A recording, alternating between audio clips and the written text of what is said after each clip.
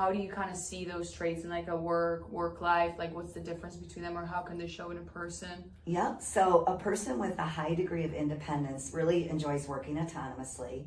They're also very big picture. So I like to say one of the mantras is like, done is better than perfect. 80% is good enough. Let's just get it out there. So that comes in with my move fast, my assertiveness, that drive. They all come together that way.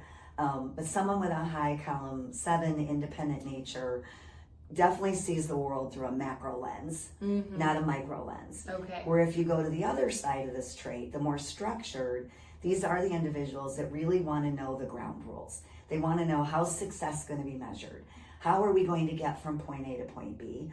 And as you progress in your career, these are the people that create the rules. So as we get into career maze, I noticed one of your career recommendations was human resources. Yeah. So if you think about human resources, those are the policies, the procedures, the structure of how an organization runs. They are the rules for how your business does business and protects your brand and your people.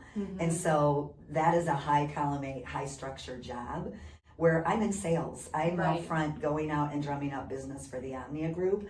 That's more of that independent macro. I'll get out and get the business. And then I have people on the team that will make sure Omnia delivers on the promise of what we offered. So I like to say our high column 8s, highly structured people, are the people who develop this instrument. They validate it regularly. They make sure it works, that when you run your assessment, it actually gets done. My personality trait would have been the one to come up with it, the idea of it, but not to be able to carry it through.